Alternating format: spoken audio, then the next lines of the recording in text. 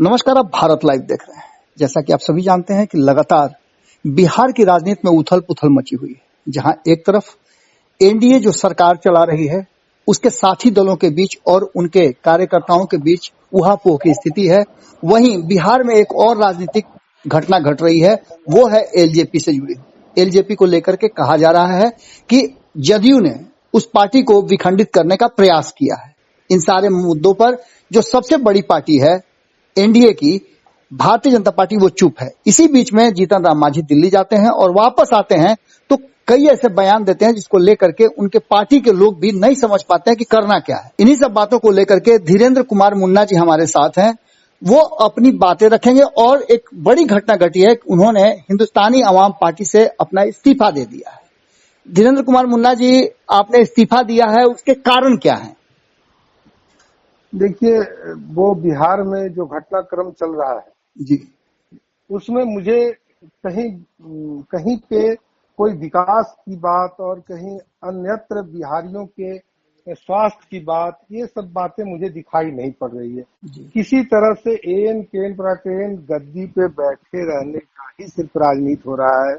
ऐसे सूरत में मुझे लगता है कि यह बिहार के साथ न्याय नहीं हो रहा है, बिहारियों के साथ न्याय नहीं हो रहा है। ये कारण मैं समझता हूँ कि जो भी सत्ता में हम भी रहे हैं आज तक, कभी थोड़ी देर पहले तक, तो बहुत कुछ नहीं कर पाए। ऐसी स्थिति में मुझे लगा कि सरकार में रह के यदि आम आवाम की बातों को नहीं रख पाएंगे, उनकी रक्षा नहीं कर सकते हैं, उनके सेहत के बारे में नहीं सोच सकते हैं, तो ऐसे समय में सरकार में रहना कहीं से उचित नहीं लग रहा।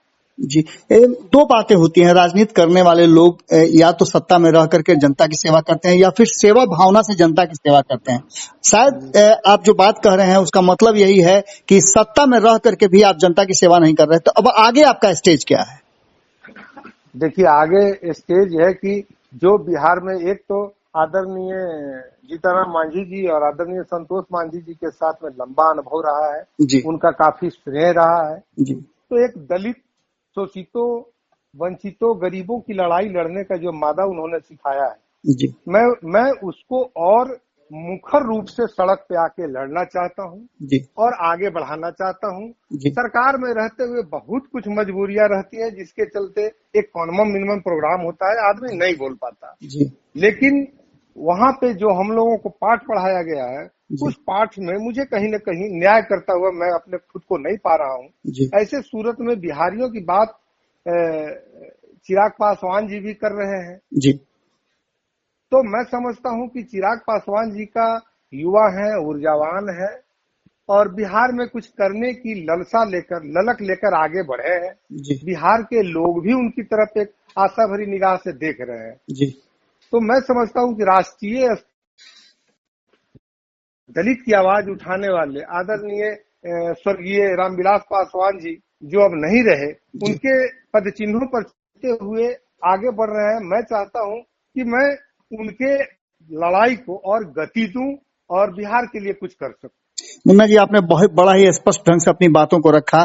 आपको क्या लगता है कि जिस तरह से एलजेपी का जो ये पूरा विवाद चल रहा है, एक तरफ जहां पशुपति कुमार पारस कर रहे हैं कि हम भाई हैं रामविलास जी के, तो हम बेहतर ढंग से काम कर सकते हैं, और चिराग पासवान जी दूसरी तरफ कर रहे हैं, आपको क्या लगता है कि दोनों के बीच में विवाद का बेहतर ढंग से कौन दलितों की सेवा कर सकता है, चिराग पासवान या पारस? देखिए, यह विषय तो लोगों का है, आवाम का है जी। अपनी अपनी बातों को लेकर आदरणीय चिराग जी भी जाएंगे जी, पशुपति जी भी जाएंगे जी। ये जनता तय करेगी बिहार की कि सच्चा सेवक कौन है जी। लेकिन मुझे इस पर उनके पारिवारिक ये घटनाक्रम है जी। इस पर मैं टीका टिप्पणी नहीं करना चाहता हूँ, लेकिन बिहार की पहली आवाज श्री चिराग पासवान जी ने उठाई है जी। वो मेरे बात अंदर में उनकी बातों को मैं देखता हूँ तो लगता है कि इनके अंदर में एक सच्ची भावना है आगे बढ़ने का, मैं इसलिए उनका साथ देना चाहता हूँ। चलिए, बहुत बहुत धन्यवाद। अगर ये वीडियो पसंद आई और वह बिहार के राजनीति और बिहारियत से सरोकार रखेनी तो सब्सक्राइब बटन दबा के चैनल के सब्सक्राइब कर ली। ओजे एगो घंटी बा, ओकरा बटन दबा देला से कुल सटीक और मारक खबर रुआ मुफ्त में मिल जाई। अगर रुआ पत्रकारिता के हमनी के नया प्रयोग में सहयोग कर चाहतानी तो ज्वाइन बटन दबा दी। पेटीएम नंबर नोट कर ली 9386 816-700। धन्यवाद।